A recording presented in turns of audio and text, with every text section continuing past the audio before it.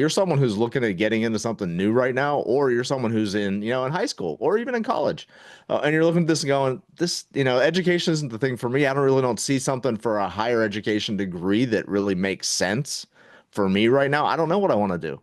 That's literally how my daughter started working with me, is she didn't know what she wanted to do whenever she graduated high school. And it's like, well, you've got an opportunity here. This is something you can go ahead and do. At least, dip your toe in the water, see how it goes, sample the buffet and find out whether any of this actually works for you or not. If it doesn't, it may help you figure out what you want to do. And then, obviously go back to school. You can always go back to school if you find something that you need to have that degree for. Welcome to the Builder Hacks Podcast, your go-to destination for cutting-edge strategies, time-tested systems, and invaluable insights to revolutionize your construction business and elevate your life. Join your hosts, Nate Piper and Keith Meals, seasoned contractors who are not just in the trenches, but are also pioneering the future of the industry through Concord University. In each episode, we dive deep into the minds of the industry's most accomplished building professionals, uncovering their secrets to success and sharing actionable tips to help you thrive. Whether you're a seasoned veteran or just starting out, our goal is to empower you to build a brighter future for yourself and for America. Tune in, level up, and let's build a better tomorrow together. This is the Builder Hacks Podcast. Build your future, building America.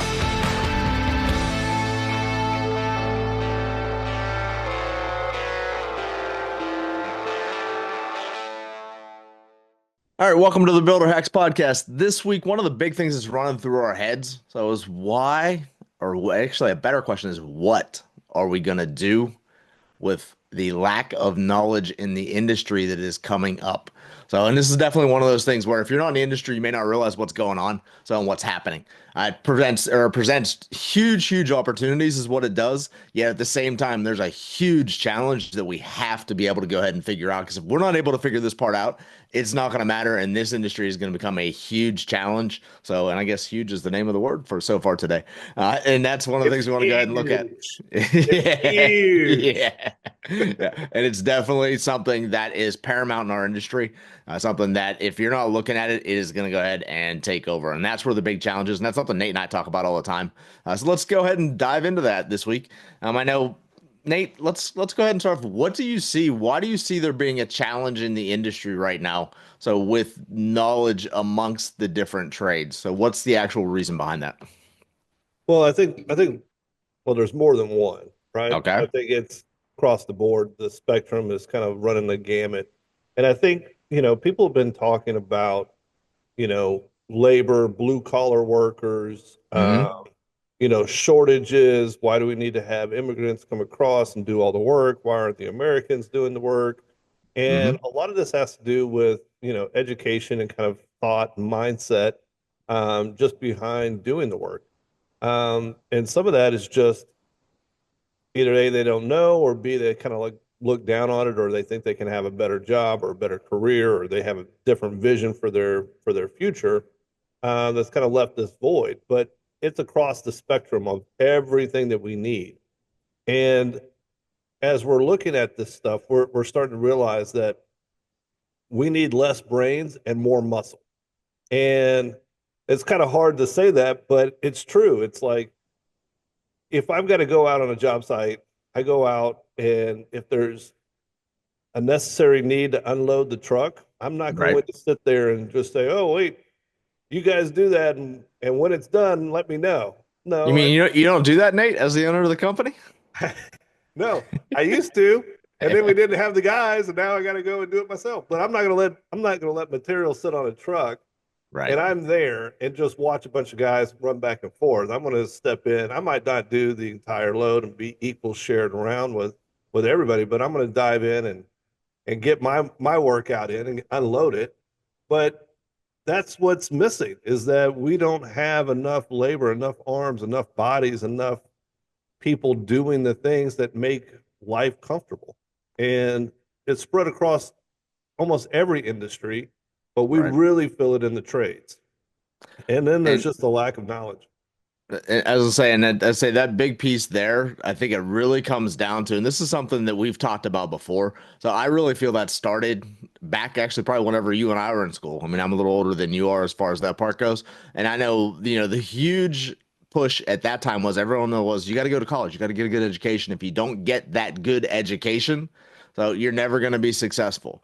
And I get it. So from that time frame, obviously having lived it, so it was the idea that your parents didn't want you to have to work in the same way that some of our parents did work. And some of your relatives and things like that who were out doing jobs that were, for me, where I grew up in Western Pennsylvania, steel was huge. You Yeah. had a lot of people who worked in the steel mills. There's no question about it. And the people there made a good living, which was great while steel was there. And then things happened. Japanese steel became a lot cheaper. A lot of the steel industry closed down in the United States at that point. We lost a lot of work in my hometown, no Yeah. question about it. And that was part of what really pushed that is you want to go to college and get an education. So this doesn't happen to you. That was really what the kind of the push became. And the big challenge, if you look at this and if you look through history, you see anytime there's a narrative like this where there's a huge push in one direction, it creates a challenge and a void.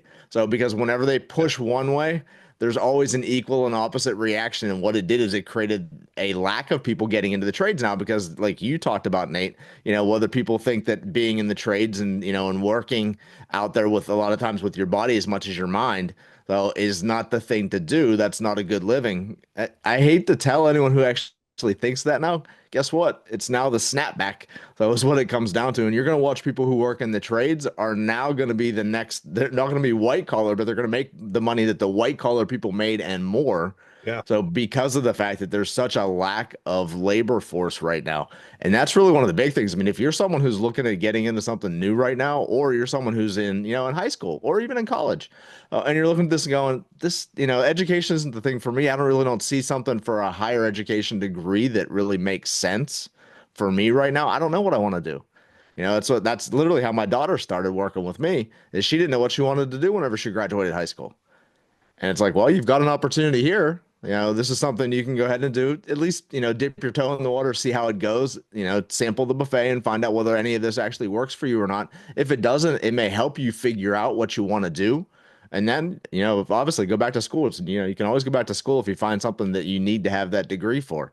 The piece that I always look at though, so is there's so many things in this world, and you're starting to see it with the large companies now who aren't requiring the degree. They don't care. So because they realize what gets taught in school, if anything, is a base knowledge that they still have to go ahead and train you when you get out here anyways, which is no Yeah. different than the trades. Yeah. All of the, really the diploma, it doesn't even matter what, well, I guess it does a little bit if you're a doctor or a lawyer, Certain it kind of specialties, right? matters. Right. But for the rest of it, if you're general studies degree, they don't care. Hmm. And I hate to say this to you because I know that you guys put a lot of harder effort into it. You spend a lot of time and in your mind that you're like you acquired something and you did. You Right. persevered and you got that certificate, right? But as far as from a hiring perspective, you still don't know how to do the job. And so you still have to be trained. And really that certificate just says you can persevere and push through the hard stuff to get here, which is great. That's commendable. But now you have to look at the next part of it, which is what value can you actually bring to a company or an organization that it's going to be beneficial long term.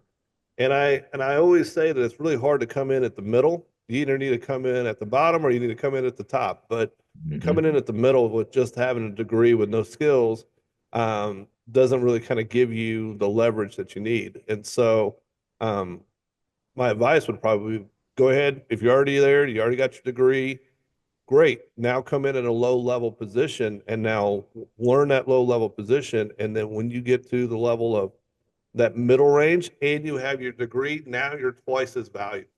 And so you can move into management a lot quicker. Well, and I was gonna say, I think that'll be the big thing, and the big challenge that I see from some of the people who, and this is the part I'll caution you on. So for the people who come out of college and come stepping in, I'll tell you right now, you walk into this industry. And I'm going to be very blunt about this, and I'm going to offend a few people, and sorry about your luck. You're going to hear it anyways. So is when you come in with that degree and you think you're going to come in and start out making as much or more money than some of the guys that have been in this industry or ladies that have been in this industry for years. So remember this, you don't know shit. So is what it comes down to. So you may have a degree that says you showed up for 4, 5, 6 years, whatever it took you to get your degree at school. that says you showed up there, you don't know anything in the construction industry. Even if you went for a construction degree, you've got an awful lot of theory. The challenge is the practicum or practicum of that. So of that theory is a lot different than reading it in the book. So and going through those things, because now you're dealing with people. And guess Yeah. what? They probably didn't teach you how to deal with the variety of people you're going to deal with in this industry, though, in college, and you didn't have a chance to practice it because you had a different type of person that was there. So you come into this industry, you've got some men and some women who'll be more than happy to tell you their thoughts. So whether you ask their opinion or not, you will get it. And that's one of the big things is come in. If you're coming in the beginning, like one of the biggest things that I did whenever I started working is I came in humble. I didn't have skills at all. I didn't learn any of this stuff as far as construction goes. I didn't have someone in my life that taught me this as I was growing up. Whenever I came in, I was as raw as you could possibly be. Whenever Nate talks about, if you've heard some of our other podcasts, Nate talks about the first thing you learn is going out, head how to sweep and keep the job site clean. So it's the first thing you learn how to do. That's where I was. That I carried materials. So, Yeah. all of those, it was the basic things, and it's where you have to start. And it's Yeah. be humble with that. Don't come in with, if you come in with that entitlement bullshit, so I guarantee you'll be out of this industry faster than ever because we will go ahead and drive you out of here because we're going to find out whether you're tough enough to take it or not. And that's one of the greatest things that you're going to find out in this industry. You're going to find out what you're made out of. There's no question. And Yeah. I love that part about this. So, Yeah, those foremen. I always take a good foreman over a college degree guy, you hmm know? And a lot of that has to do with they've earned their time, they've paid their dues, hmm they've seen enough, they've experienced enough, and a good foreman is there looking out for everybody. And Right. so when they're pressuring and pushing and guiding someone to kind of like break the norm or get outside of their own way, hmm they're doing it in a way in which they can kind of help develop that person. And it always comes off, and I always love when I get those complaints saying, so and so is just he's such an a-hole, or so and so is just so mean, and yeah, I just can't work with him and everything else. And my response is, well, have you tried seeing it from his position?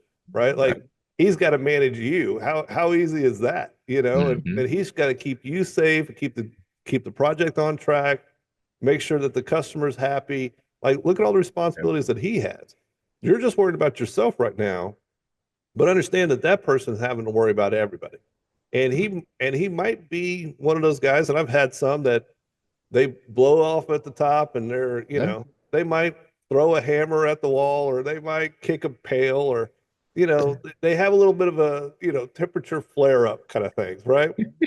And that's just part of the common, because you get to a Right. point of the pressure is just immense, right? That you have to have some type of release. And if you got somebody that's working underneath you who's not, being supportive or trying to help that process go along, it could be extremely frustrating. So I just like to tell them, like, look, you might not like him, you might not want to, like his style, but just take a second, put yourself in his shoes, and then maybe, just maybe, you might see it a little bit differently.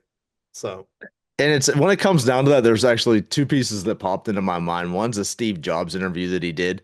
So, and he said one of the most valuable things that he ever went through was whenever he was still in high school, there was a gentleman who lived in his community. So lived up the street, a couple houses up the street, and he was a widower. So, and everybody in the community thought he was a little different, a little weird.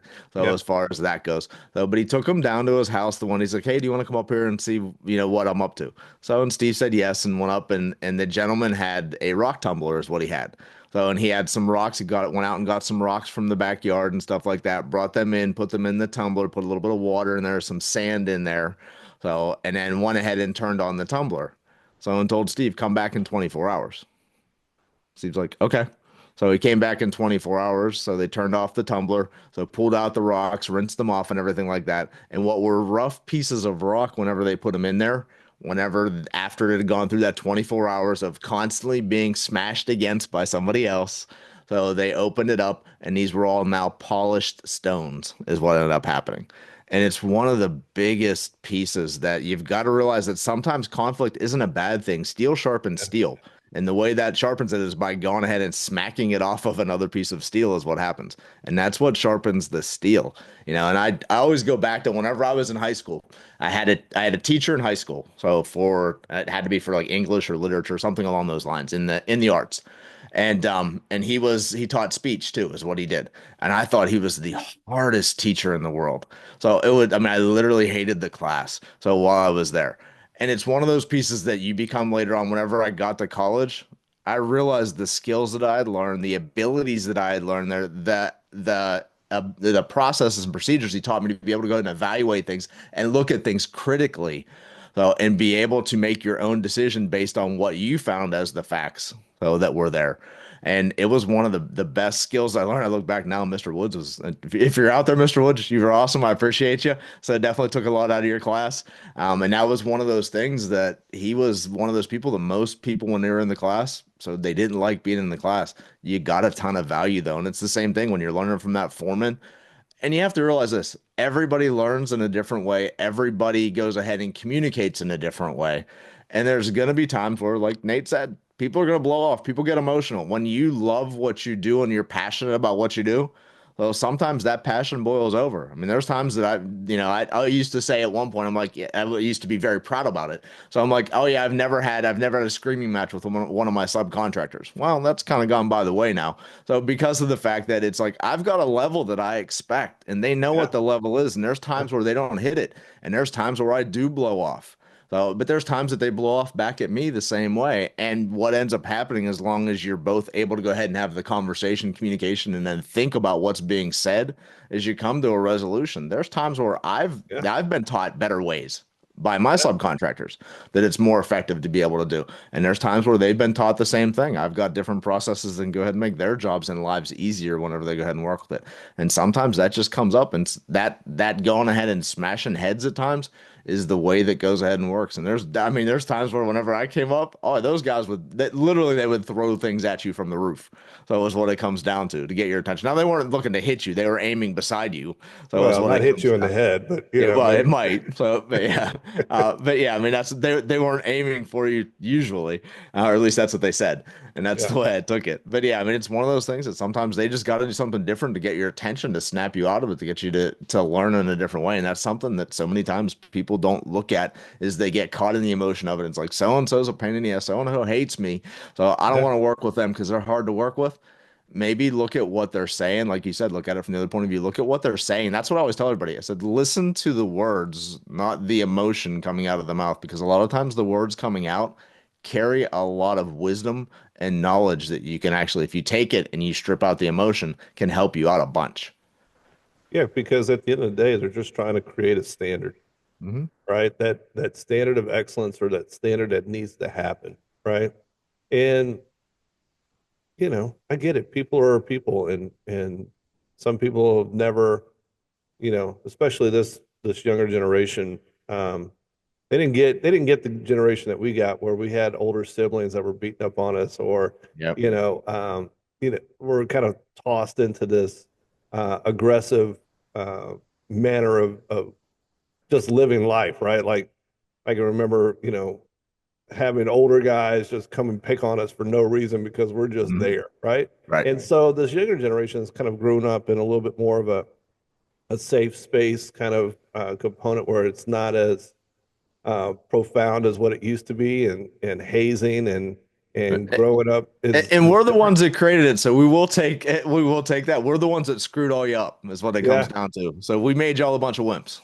Well, and so that's where I'm kind of getting to. It's like, you know, we get it. We understand what the problem that was created, but now we're in a different position, and I think Generation Z is starting to realize, like, there's some stuff there that they could do better, and I think their strongest motivation is trying to, like, get in, do work, be the best that they can be, get to the point as quickly as they can do. They like to multitask. They like to get to the finished result, but sometimes they just need to take a step down, or slow down half a step, and really absorb what that process is. And sometimes it's uncomfortable. And so I would probably challenge anybody that's in that position to kind of, like, just slow down, just half a pace, and allow the older people to kind of, like, catch up to you, and you to catch up to them, and y'all find that middle ground. Because when you do, it's a spark for success.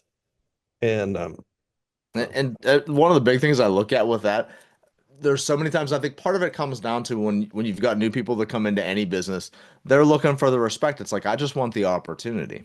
Yeah. And one of the biggest ways to achieve that, at least in the construction world, is to come in and bust your butt, shut your mouth, open your ears, and just learn Yeah. and put in maximum effort, do whatever's asked of you. So when you're doing those kinds of things, and this is whether it's construction or anywhere else, because it's one of those big things there's been multiple times where like Nate gave the, hey, whenever you come in somewhere, you can usually come in at the lower end, at the starting end and totally learning, or you come in at an upper end. So it's hard to come in the middle. I've been that person that's been brought in the middle as a middle manager type of person. Hmm. That is one of the hardest places to come into. So because the people that have been experienced are like, yeah, they don't know anything. So whether you do or not, and then the people who are inexperienced, so they're looking at you like, well, why did he get the chance to be? I mean, I've got more experience with this company than he does, or that she does. Why did they get the chance to come in at a higher level than I do? So then you've got to go ahead. That's one of the hardest things to learn. But if you go ahead and learn that, just come in and shut up. Learn what's going on in the company first before you want to go ahead and change the world. Love all the ideas, and there's so many people that come in. They're like, "Well, why are you doing it this way?" Sometimes you just need to do it that way, understand why it's done that way first. You can ask that question. So, hey, well, Yeah. how did this get to this point? Why is this done in this manner? Is there not a different way to go ahead and do it? And ask that as opposed to going ahead and attempting to force it, which is so often what ends up happening.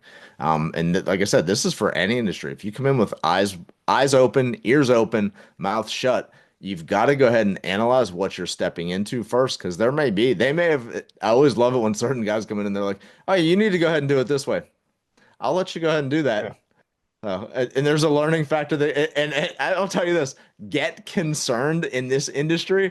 If you come in brand new and you've got an idea and they don't even question it, and they just go ahead and say, "Oh yeah, you can go ahead and do it that way." Get concerned because they already know the answer and the result. So They you're do. about to step into something. Nine times out of 10, we have a bet going on the back end of that Yeah, question. yeah. How long it takes for you to figure it out? Yeah. Yeah. Like what's going to happen next? Oh, let's think that.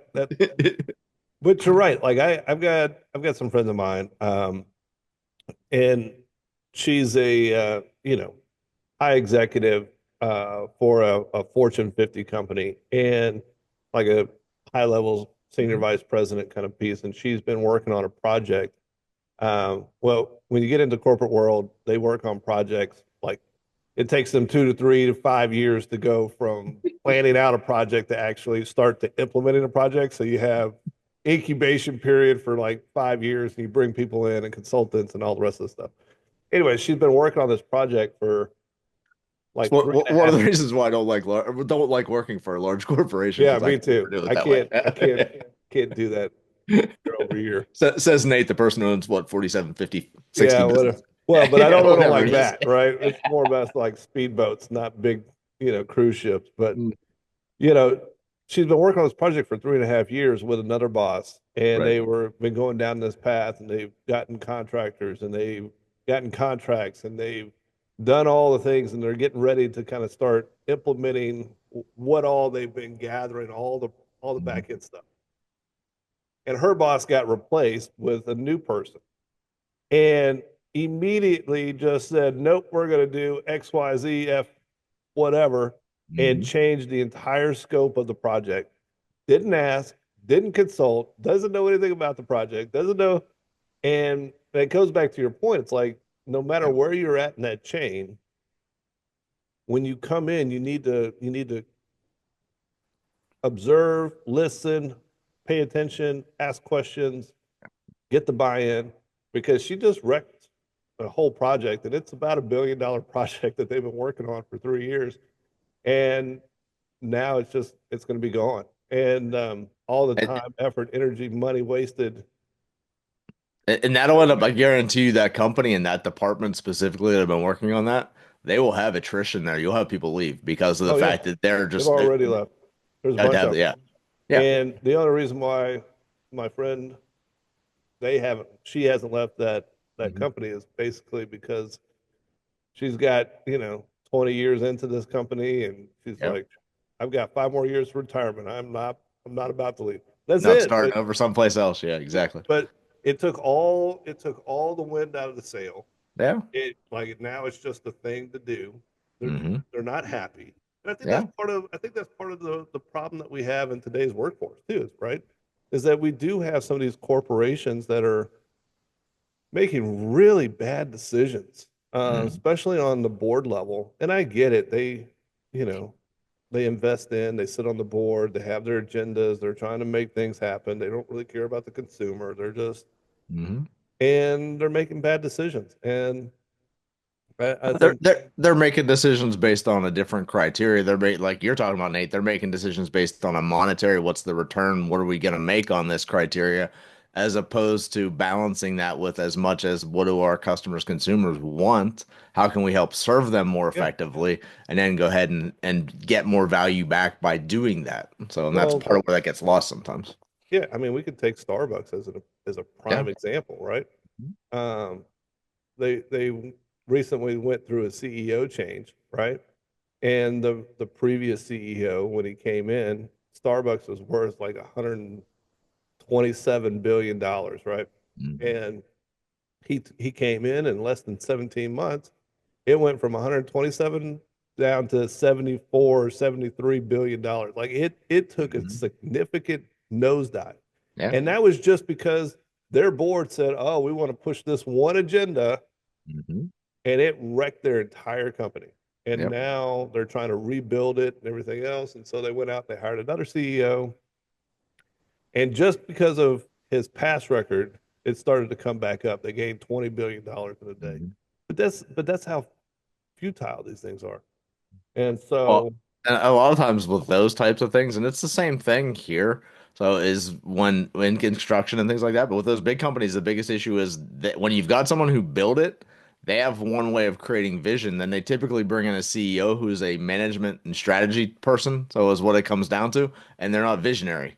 And yeah, unfortunately, management and strategy, a lot of times they'll come out of a CFO or COO type of place when they get promoted to CEO.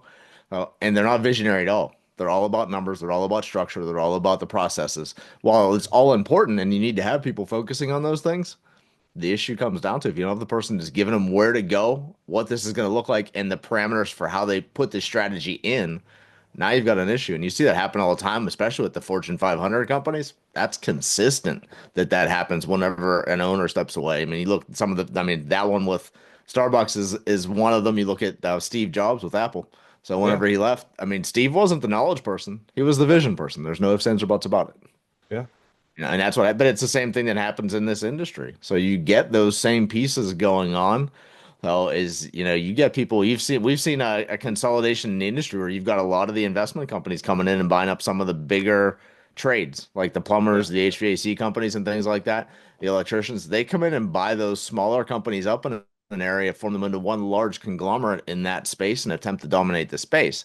The issue is they've got very little concern for the homeowner, and it's a very much focused on how much money can we go ahead and extract from each customer? What's my ROI from each person?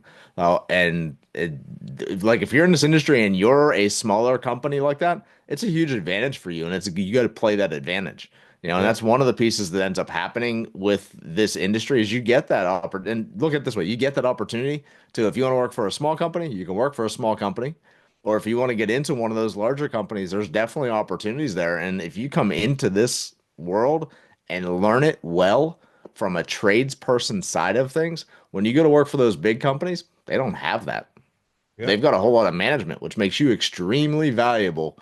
So, and you can turn that into a boatload of money. So if that's your goal. So, Well, they still need to develop, skills and the training hmm. procedures. They Yeah. haven't figured that out. And so until they do, you know, anybody that's coming in there. Well, that kind of brings up an interesting topic for me. So as we're talking about people that are coming back into the trades and kind of, doing this, you know, how do you feel about foremen or supervisors, project manager slash supervisor, Hmm. um, recruiting and finding people to be on their team?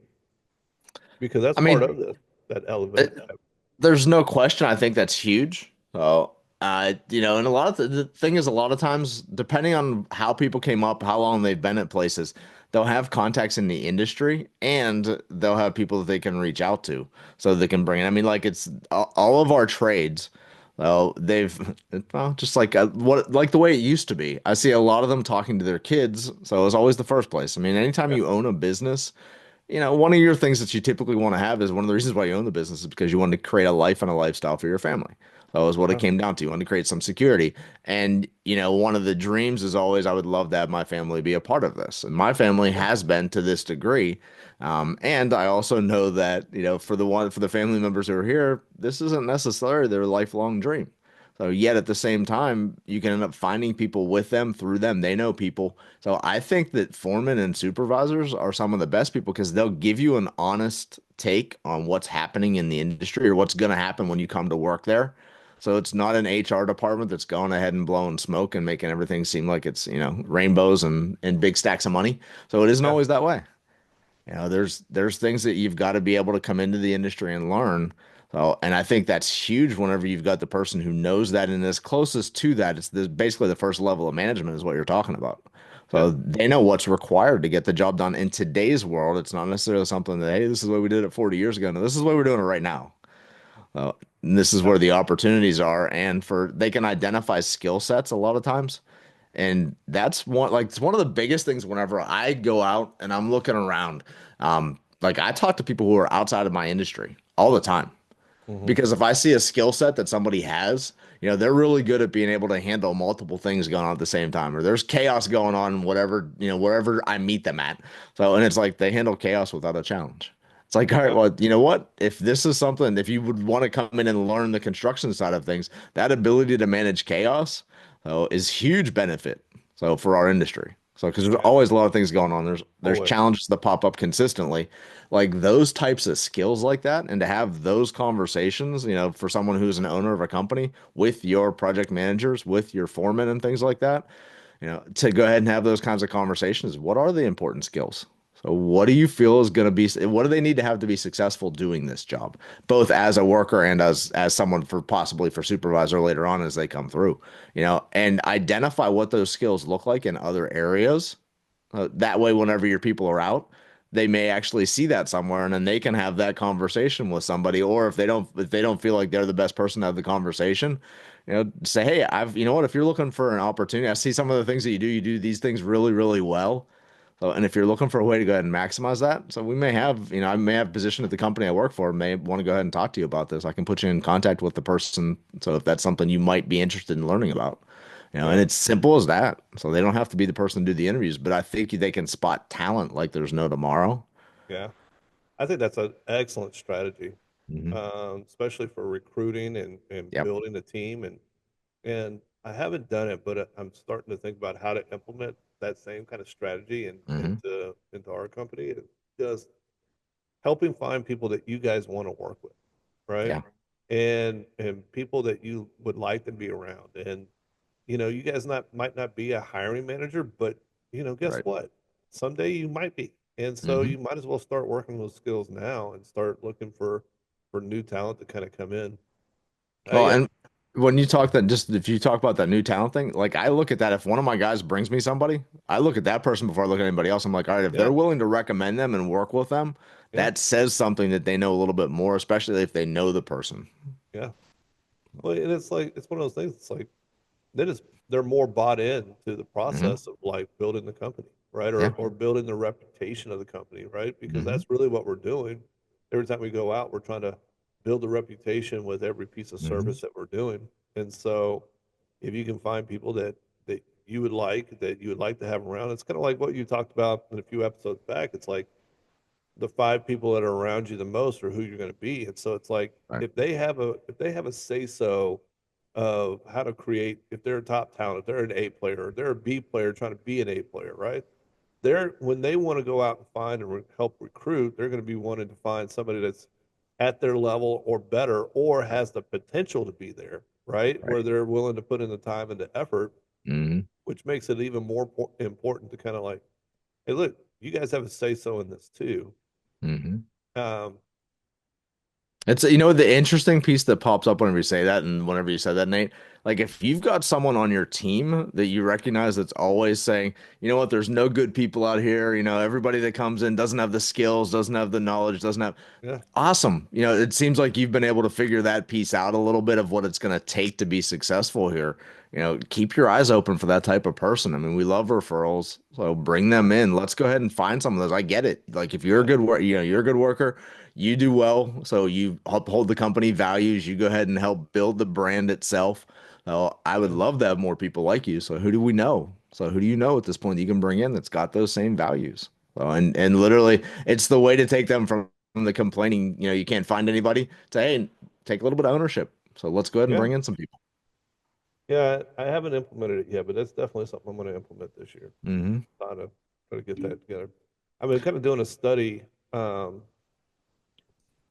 and it's not a full-fledged study. It's just a small sample size of like this younger generation kind of coming in and taking over. And, it's kind of like, and my sample size is only to Texas and only in certain categories, but I kind of give a couple of examples. Um, what you were talking about before is that, the guys would come in and they'd bring in their family members, or a guy would come in and he would bring in his son. And a part of that pathway was that this kid and um, he started off at like 15 and coming out and working with his dad and going through all the motions, learning how to clean, learning how to do the thing, and this was in the landscaping business, and so he would be a part of blowing all the leaves off the lawns and Yep. getting to the point where he's kind of managing the lawnmower, sharpening the blades, and then he got into doing all the rest. And then here we are, almost 15 years later. He's 29, and his dad, who's in his late 60s, can't do this work anymore. Right. And he's like, "All right, I'm going to turn it over to you." Hmm. And he's had it for about 18 months now. Now, his dad was a hard worker, and he was one of those guys where he had his truck, he had his trailer, he had a small crew. Hmm. It was his son and like two other guys, Hmm. and they were doing about $300,000 a year in gross revenue, after they Hmm. paid everybody, which was, a good lifestyle. Hmm. His son is now taking it over, and me and his son had a conversation, and he was like, I had to put my stamp on my dad's business. It's my dad's business, but he Hmm. stepped away, and now I'm taking it on. I've got to become the head of the family, and I've got to put forward. Yep. And he's now, and how he, recognized that in his mind was that this is my opportunity to step on the shoulders of my father and make it better for me and make it my own, where I'm not Hmm. just in his shadow. I'm now coming forward. And he's been able to take that business that was doing about 300,000 in gross profits. And in the last 17 months, just in 1 year, he was able to double that. And now he's looking Hmm. at even going even further and possibly having $1 million gross revenue year. Hmm.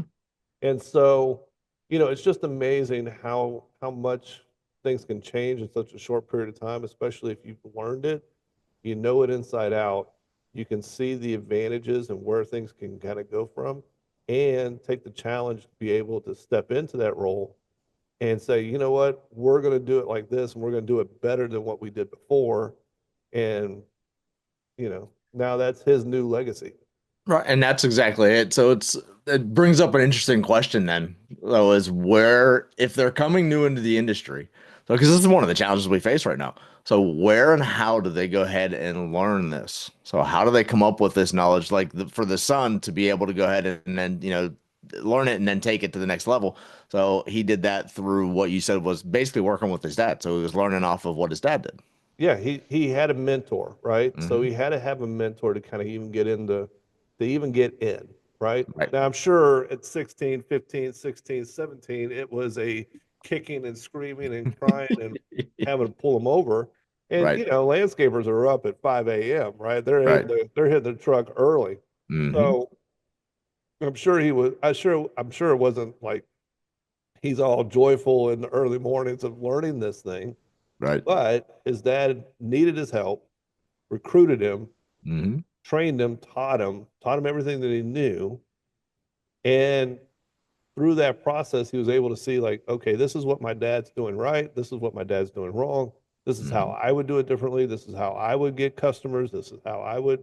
Hmm. And he was able to kind of like step on that. I think so many times, some of these people, they get into an industry and they say, oh, well, I'm never going to be that, so I'm not even going to think about it. Others get into it and they're like, I'm just comfortable where I'm at. I'm not moving, or the opposite is that they take it over and then they want to just use it as their piggy bank and then they suck it dry and it goes dead. Right. Yep. Um, you kind of get those different comparisons, but I was really encouraged, and he's not the only one I've seen here in the last like 3 years that kind of like started to take this thing on. I think it's because there's more resources out there, and then there's another level of mentorship that happens once you kind of get into, ownership or being able to have those conversations. And it's like, I don't want to say that I've had any kind of impact on him, but we've had a bunch of different conversations throughout the Hmm. years. And I've always kind of given them little nuggets like, hey, go look over here, go look, check this Right. out. What do you think about this? Well, how would you do this different? Hmm. Um, and I think some just being able to have somebody ask those questions kind of opened it up so that he can now see a Hmm. larger field. And so I'm I really mean, encouraged by that. I think that's one of those good things is whenever you come up and learn, and that's I think one of the big things to take away as far as knowledge goes, whether it's in this field or anything else.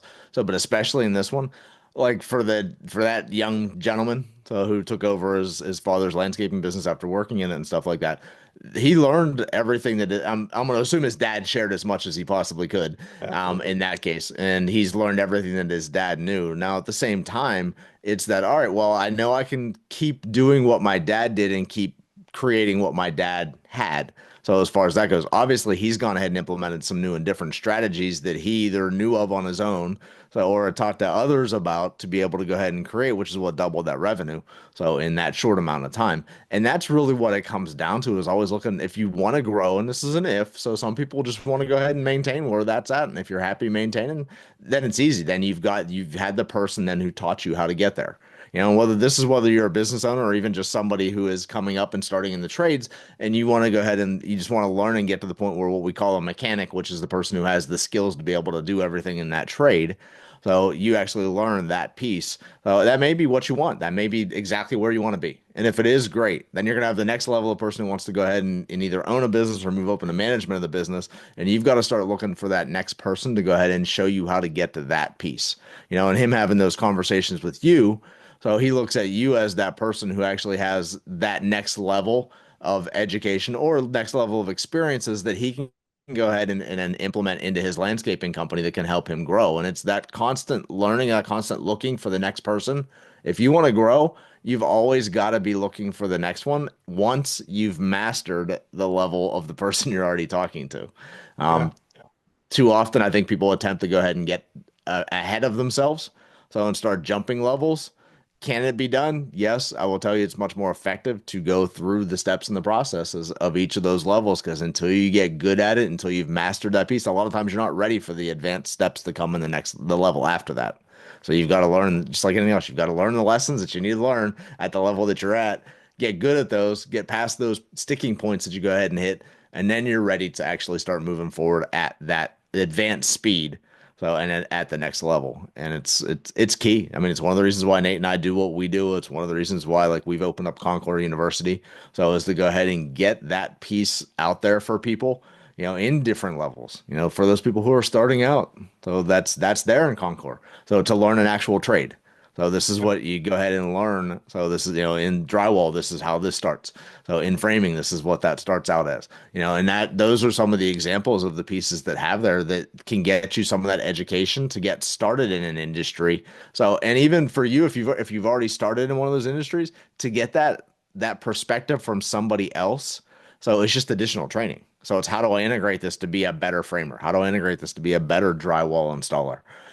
And that's what you go ahead and pick up is that you pick up those levels, those skills, that education, and that ability. So from going ahead and doing it. So get the education, implement it. Get the education, implement it. Get the education, implement it. So when you've done that enough, then you start looking at what's next for me. So is it a management piece, which we've got the ability to show you how to do that through Concord, or is it, hey, I want to go ahead and own a business? That's a whole nother set of skills that comes in on top of being a competent tradesperson. And that's one of the reasons why you see so many tradespeople come in. They're great at what they do, and then they start running a business and the business fails because they didn't realize that it isn't just about being great at what you do. So you've also got to, that's a whole other set of skills that you've got to learn. And that isn't taught as much out there. So, and that's one of the big challenges. So what do you think about that, Nate? Well, yeah. I mean, I think it's all about, that's one of the reasons why I constantly, I have different mentors and get into Mhm. different rooms with different people that are, smarter than me and have those conversations and kind of keep growing and learning. Um, and so I think everybody needs to be constantly moving forward in that category. Um, the whole reason why we created Concord University was so that we can be able to provide that for people trying to, level up and kind of go through and have access to, these different stages that we've already been through. Um, that's the whole point of it. It's like I don't want to die with all this knowledge. I want to be able to give it out to somebody else and let them run with it. Yeah. I've already done my trek around the sun. I want to be able to help somebody else do theirs, and that's the whole piece. It's all about giving back and kind of moving forward. And it's one of the key pieces, if you're listening to this and you haven't got started, you don't know where to go as far as the industry goes. It's a great place to start because you can start getting some education about that first, and it may go ahead and give you a little bit of insight on which route you want to go, which path you want to go, which trade you want to get into. And if you could learn a little bit, then whenever you walk into that first place that you go for a job, at least you've got some of the skills. So at least some of the knowledge, even if you haven't had as much of the opportunity to actually put it into practice yet, at least you understand the trade a little bit better. Whenever you get out there, you become more valuable. You're faster. You pick things up faster than just because you've got some of that behind you. And it's key. So there's no question about it. I mean, it's one of the biggest things that we see happening right now is everything in the industry, for the most part, used to be typically trained by you being an apprentice. You going to work for somebody and you learning for years how to get good at whatever that trade is. And then in certain industries, you get licensed. In Florida, there's multiple licenses for different trades. And whenever you do that, for any of them, you've got to go ahead and put in 5 years of experience. If you're just doing the experience side of things, that's how you're learning. Then they do a combination of education and experience. But that's one of the big pieces is that you would learn from a tradesperson. And the thing that we're seeing happen now is so many people are retiring out and there's not enough people getting in yet that the people with the knowledge are going to be gone. Yeah, And that creates the big challenge that we see is that it's either got to be replaced by something like Concord, so they can at least start getting some of the basics down, and get them out there that they're valuable. So the big challenge is though, if you're not doing something like that, is there's a lot less people that can actually show you the right ways and the efficient and effective ways. And that's the thing that we're getting ready to start seeing is as these people start aging out, and if they're not able to transfer their knowledge fast enough, which they won't be able to. I yeah, mean, the numbers I hear quoted, most consistently across that. So is for every 100 people retiring out of this industry, so there's 7 people coming into this industry. That's scary. So on yeah, that side, that means there's a huge knowledge drain if that's truly the case. yeah, Well, and if that's the case, it's like there's no way. So the knowledge will be out of here long before the people ever get trained up. And that's the piece is getting in now, learning from people who have been doing it, so you don't have to recreate the wheel. That's where the true piece in the future is going to be. Is you're going to get people who are inexperienced, and the challenge is when they're inexperienced, the only way they get experience is to learn through trial and error, doing things and finding out. And that can be expensive way to learn. So for a lot of these trades, and especially if you get out on your own. So that's definitely not the way you want to go ahead and learn that piece because you're gonna spend an awful lot of money and create a whole lot of heartache and crush a brand. So if you don't go ahead and know how to go ahead and do that effectively and have the people with the education to show you the right ways, the shortcuts, so the things you want to check, so to go ahead and make the job easier and more effective and consistent. So across that board, and that's one of the reasons why. So, we highly recommend getting started now, getting with people who have been in the industry. So for sure, and doing things like Concord to be able to go ahead and up level your knowledge as you're coming in. yeah. Now is the time. Hmm. 10 years from now, you'll pass this wave, Yeah. and it'll be either A, you don't have to pay so much to get this education, or B, it's just not going to be available. Yeah. And that's where the challenge comes in right now is realize that if you got started 10 years ago, how far ahead you would be. So if you had that opportunity. Now, some of you, if you're 17 years old, obviously you couldn't start when you're 7. That's not going to work out real well. But, for those of us who are a little bit older, so if they had started, 10 years ago, it would be a lot further ahead because they would have had the chance to be around those experienced people already and learn things from them. The big thing is, like, so many times you don't remember some of the things that you learn and know until the same instance repeats itself. Mhm. With more time, you get the chance for that instance to repeat itself. Now you can pick up that knowledge because you were there as they were going through it again. So, and they can teach you about that. The challenge is now a lot of those stories, a lot of those ideas, a lot of those fixes are going to go ahead and start retiring out, and they haven't been captured in any way. There's nothing sometimes the things that happen, it's like you don't know what's going on. All you can do is rely on those experiences to start going ahead and checking off boxes of, well, it could be this, or it's definitely not this because it would have shown up in this way for that type of thing. And that happens with the education and the knowledge that's there. So Well, this is the opportunity. Go ahead. it's funny that you say that because, I grew up working on cars, right? And, turning the wrench and pulling bolts and everything else, right? And now so many people take their car to a mechanic, Yep. right? And they have all the work done and all that. And I think about, so let me back up a little bit. My son and I, he's older and gone and everything else, but a few years back we were working on a BMW, and it's a tight fit and everything else, and we had a bolt stuck underneath the engine and hard to get in there, and we couldn't get the wrench in there right and everything else, and he was like, "Well, we're just done. We're just going to take it to the mechanic and just have it done." I was like, "No, no, wait, hold on." I Right. said, "We're going to take this other wrench. We're going to put it on it, and then we're going to, I can't really describe it without doing it, right? But I basically used a different leverage point and Right. pinpointed it so that I could get leverage down to break the bolt to get it loose. Right. And you're saying this, and now I'm thinking back on that moment because in that moment, I knew that he'd already hit a wall that he was already done for. Right. And there was actually a solution for it. That's what was taught to me by my dad, who probably learned it from his dad, who, Right.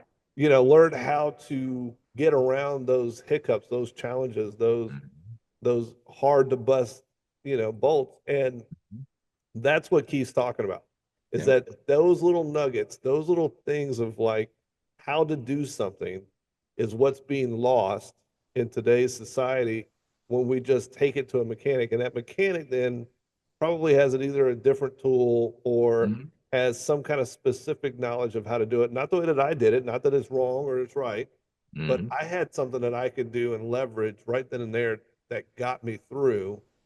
And it didn't cost me $1,000 to take it to mechanic. Right. In the home services industry, that's where we're going, or that's where it's at Mhm. today. It's like something breaks in your house, you're gonna have to pay somebody $1,000 to come in and fix it. And those who have the understanding, the knowledge, the know-how, the experience are going to be able to capitalize on that, just like a No mechanic question. would if he goes to school and learns how to work on cars.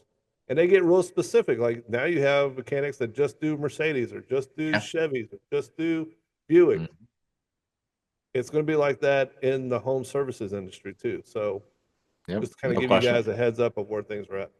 Yeah, I mean it's one of those pieces that, especially as you go ahead and start learning this industry, like one of the things I value the most from someone. I've got a couple of different crews where the people on the crews have done so many different things over their life of being in the trades. They've been a trim carpenter, they've been a flooring installer, they've been a framer. So, whenever they go ahead and they've done all these different things, so that kind of value as a generalist, which is kind of what Nate was just talking about, you've got a lot of skills in a lot of different areas then to be able to handle that. Whenever Nate's talking about the mechanics of old working on every car, well, you learn things by working on one car that you could apply to another whenever a situation happens, just because you knew Yeah. you'd had experience with that.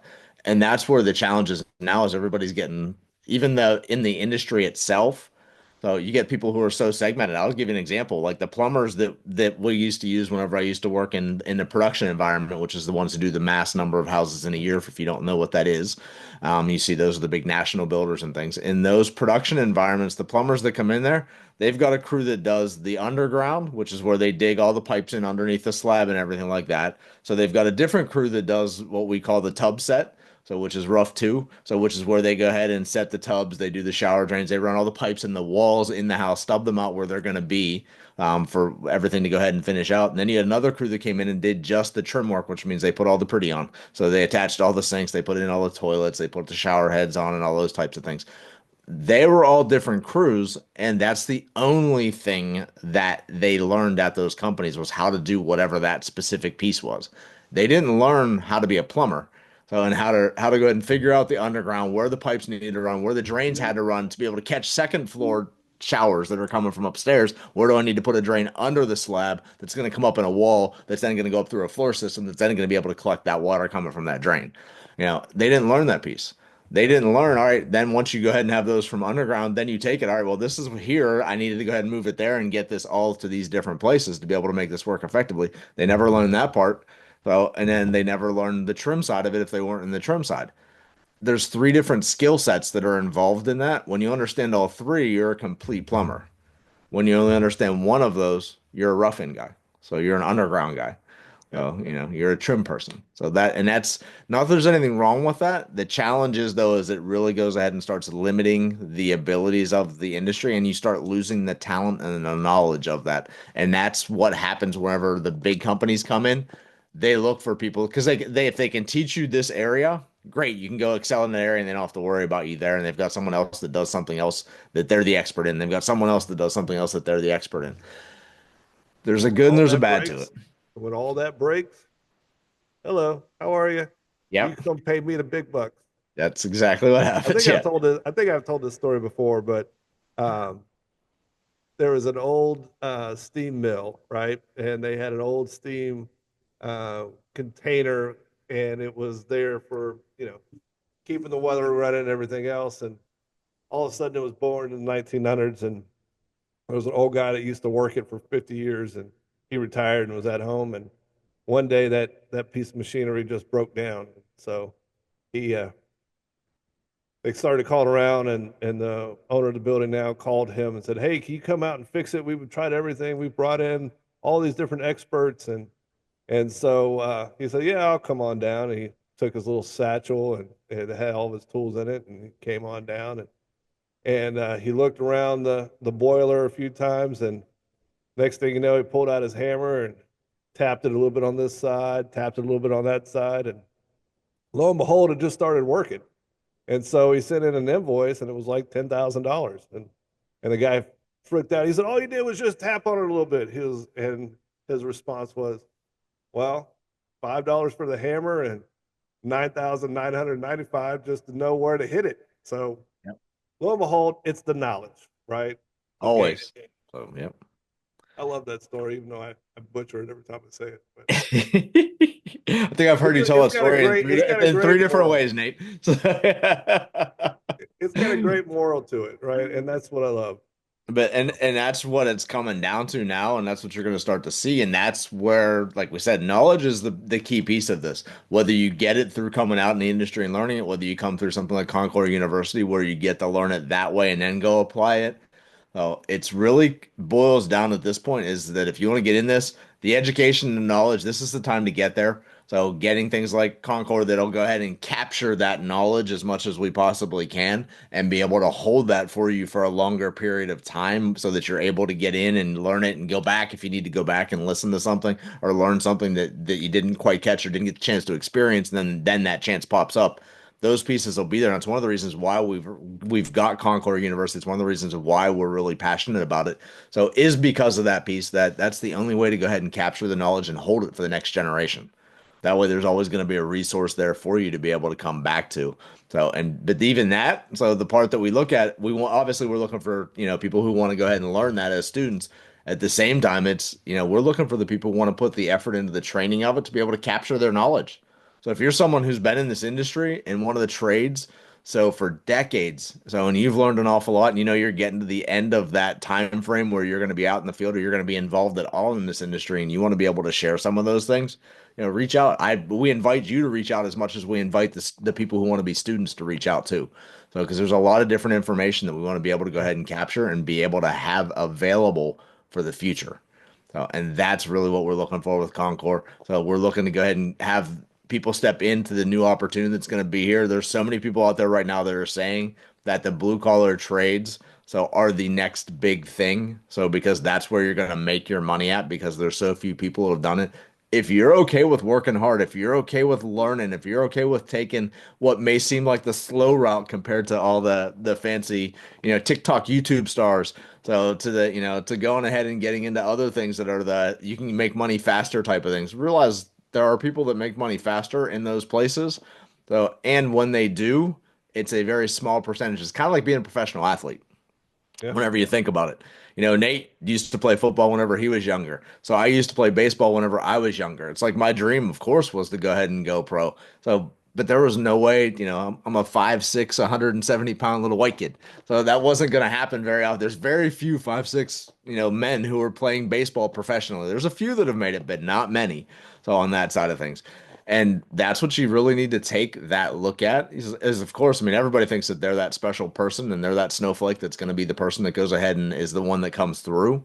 That isn't the case in most aspects of life. So look at, hey, how can we go ahead and create something that because of the path, we know we can get the success. It just means we're going to have to put the effort, the work, we're going to have to take time and it's going to get you to a result that you're looking to get to. And that's the piece that so often in today's world, people don't want to put the time, effort, and energy into it to get good at it, to make themselves a professional, to then turn it into something that go ahead and creates a life and a lifestyle that they love to have. And that's one of the big things that we look at. It's one of the reasons why we've got Concord. So, for anyone who's listening to this right now and you want to go ahead and learn more about Concord University, in the comments, just write down Concord. Well, that's perfectly fine. We'll go ahead and get some information out to you. I'm sure there'll be links in the show notes you can hop into there for Concord to be able to opt in, check out some of what's going on with that right now. And if you're someone who's in the industry, well, and you've got that knowledge that you would love to share, especially, for those of you who own a business, reach out to us. We would love to have you on the podcast itself to be able to interview you. So to find out how you did it, what was special, what you learned, how you can go ahead and bring this message you want to go ahead and get out there for the next generations to be able to bring them in and continue the tradition that we have in the building industry, and go ahead and further it and take it to the next step. So that's what I'm looking at this week. So make sure to go ahead and share this with everybody that you could possibly share this with. So, anyone who's thinking about a path in the future, whether they already know what it is or whether they're looking at something different or they're just totally confused, so go ahead and share this episode with them.